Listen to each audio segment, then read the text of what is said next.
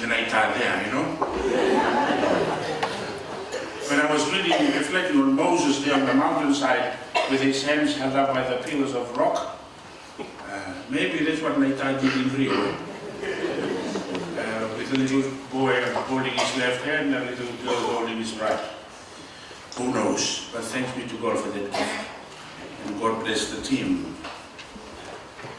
Today's gospel, dear brothers and sisters, it offers us another insight into the Lord's concern for us, teaching us about prayer. But he uses something familiar, very familiar. He employs the parable of a widow, a wife, a mother, a woman. To teach his apostles about perseverance in prayer, the Lord carefully instructs his disciples by threading his instruction with the parable of this poor woman.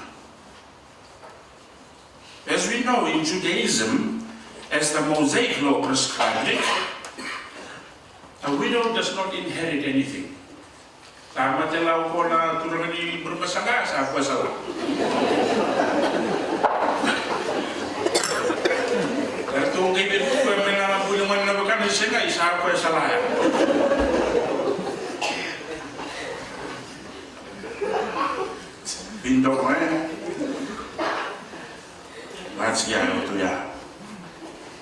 But the wealth goes to the heart to the son. She would be free to marry her brother-in-law or brothers-in-law, and she has the right to refuse still. However, she can marry no other. And she remains engaged to her brother-in-law for the rest of her life, and unable to marry again unless she is clearly refused. The gospel parable today gives us an insight into this poor woman's poverty and desperation to turn to the judge for help. Clearly, she has no one else to turn to from which to obtain justice and protection, which was her right. Throughout the world, people often refer to their country of birth with a very familiar word as well. Mother, motherland. This is probably because we identify the fruitfulness of the land in the fruitfulness we see in mom. She is always giving. She does not give up. Never refuses. Never refuses. This is probably because people have received from their land of birth substance in its natural resources, its people's identity, belonging, and much more. This, I think, is a point of reflection for a young nation like ours as we could grow responsibly as a modern state. Fiji, since 1874, I think is older than most modern European governments. When Fiji was ceded to Great Britain in 1874, that year, 1874, the Catholic Church throughout the world celebrated, the world known then, 800 years of the anniversary of what we call today the Vatican, of the formation of the current form of government of the papal government of the Holy See in 1274. In that year, 1874, Great Britain was only 74 years old as a modern state. In the Acts of Union between Britain and Ireland, forming what we now call the United Kingdom. Italy, 1948. France, 1958. Germany, 1948. Greece, 1975. Poland, 1989. Portugal, 1976. To name a few. Most of Africa's modern nations are younger than ours. And yet, be that as it may, The 1970 independence offers us yet another reminder. It's exciting. We are still youthful.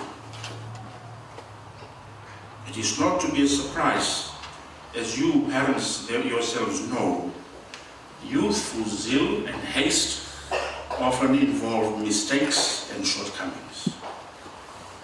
Today's Mass is an opportune moment for all of us to give thanks to God for our motherland, Fiji.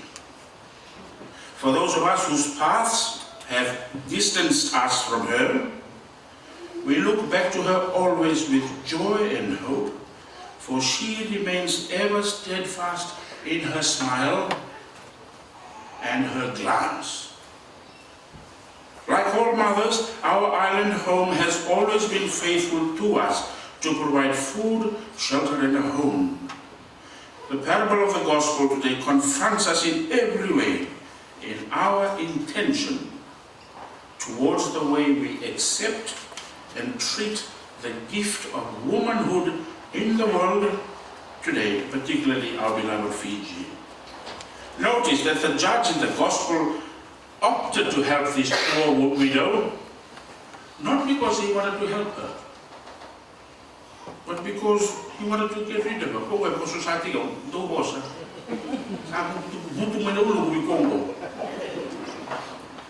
He wanted to get rid of her and remain in his comfort. Mother Lima, yes, I know, right? Fiji as a nation is a mother to all peoples. Fiji as a nation is a mother. Governments come and go, yet her motherhood ever remains.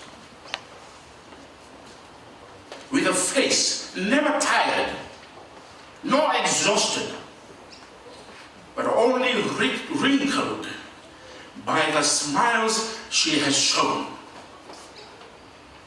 To serve in government or to be involved in any task of national significance, whether it be the painting of the rail bridge or fixing potholes in Nakasi or selling handicrafts there in Suva, or in politics,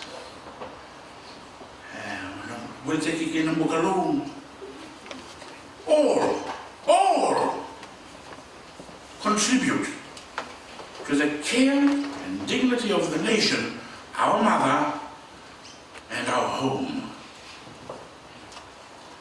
Seeing our nation thus should therefore inspire us to find ways to nurture and protect the dignity of womanhood, of motherhood in our beautiful home. Already we find in the major cultures in Fiji examples of this. In the indigenous community, the mother is the pillar of the family.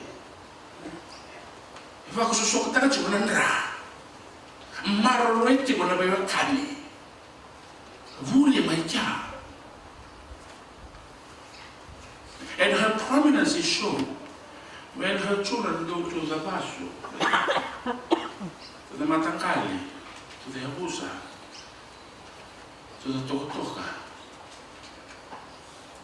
In Hinduism, if I am correct, I'm a little bit rusty in the memory, the Gujis have a very beautiful tradition.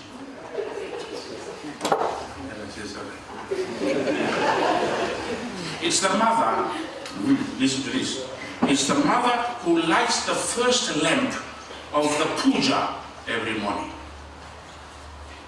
Very matagalile, o puni wana duri le ndabe matagi I wono ni masu e wanga na buka ni masu. Setting the family always, especially her husband, to humble his efforts in prayer. In Islam, there is a fascinating treasure where the woman, the mother most revered by all Muslims, is the Blessed Virgin Mary. How about that? because of the virginal birth of Jesus Christ. In the Chinese community, womanhood and motherhood is respected in our life is very much in such a way that the husband, the man, is in charge of the kitchen. That's why I like to go to Ben Home's house. I had some Ben Home's food last night. So what a treasure our nation has. That from within her, she could draw from within her treasures, old and new, as she continues to map her path towards the future. But let truth be told, at times we have fallen short. We have been irresponsible, like the judge in today's gospel. We have treated our motherland only to get rid of her. She's a bother. She's a bother. But never truly wanting to help her. Let truth be told, that at times selfish hearts have been like little children who every now and again like to take a 50-cent coin or two from mom's purse, or wrapped around grandma at the edge of grandma's suluwatoga, or under her sleeping mat. Let truth be told. Fiji belongs firstly to God, for it is He who gave her. We sing this in our national anthem, unknowingly exclaiming this fact.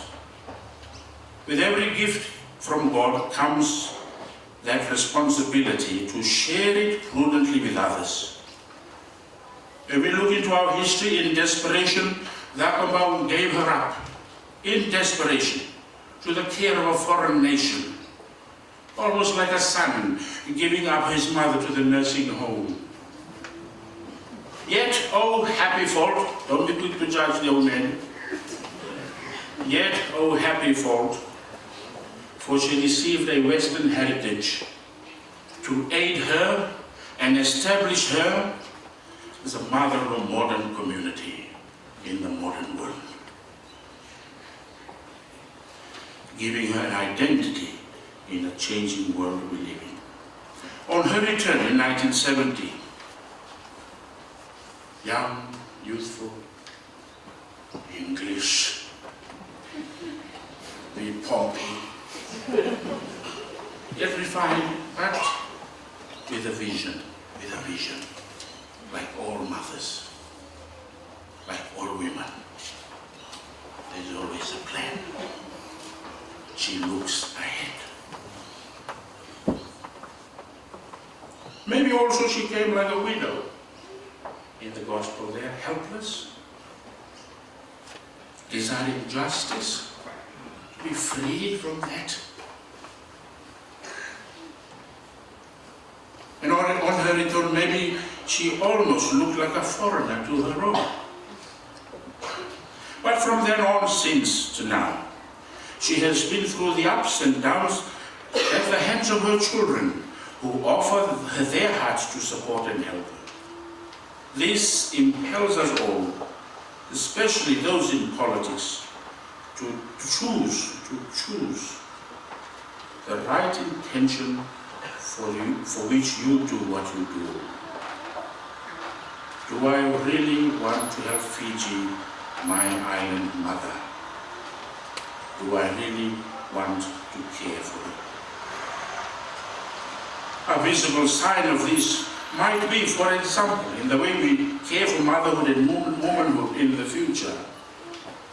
Maybe, for example, examples to help, programs to help support teenage single mothers, pregnant mothers, available health care for aging women, accessible welfare support for all widows, especially those in rural areas regardless of their age, positive employment alternatives for women to safeguard them from resorting to various and other forms of employment or cash, etc. But this concern that we have for our own mothers need to be the same for Fiji. Evil advances when good men do nothing. Like Moses today in the first reading, we can see that we need to play our part.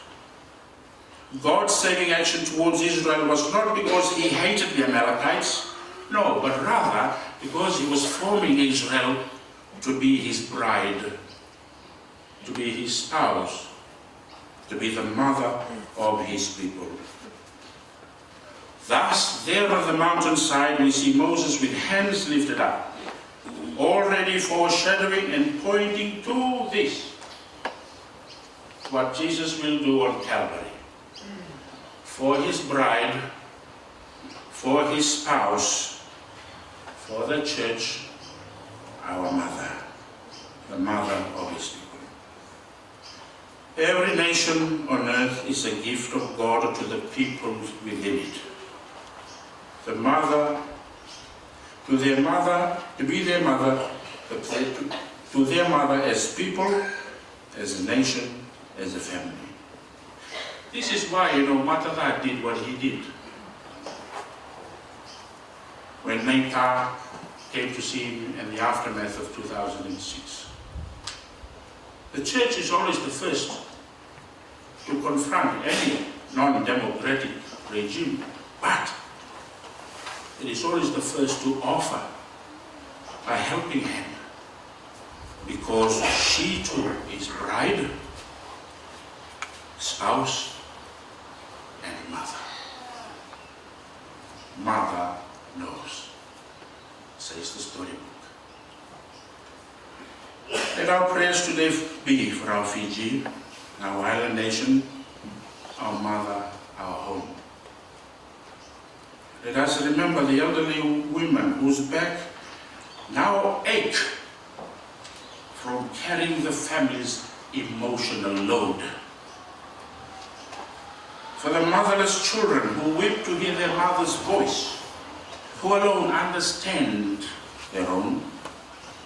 For the mothers who are tempted to abort their unborn child because of fear, poverty, desperation, and burden that only she and God alone know. Let us remember all women back home, our sisters, our aunts, the boom-booms, unknown to most of us. Let us remember them in this Mass as well, whose hearts burst with love and whose hands are always ready to help, to encourage, to comfort, and to console. So, to my Naita, Gay looks to you for help.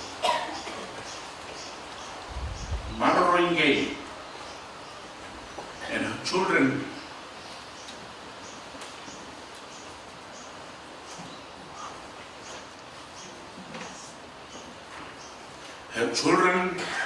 will learn to be keepers of their brothers and sisters, and as St. John Paul II put it, the way the world should be.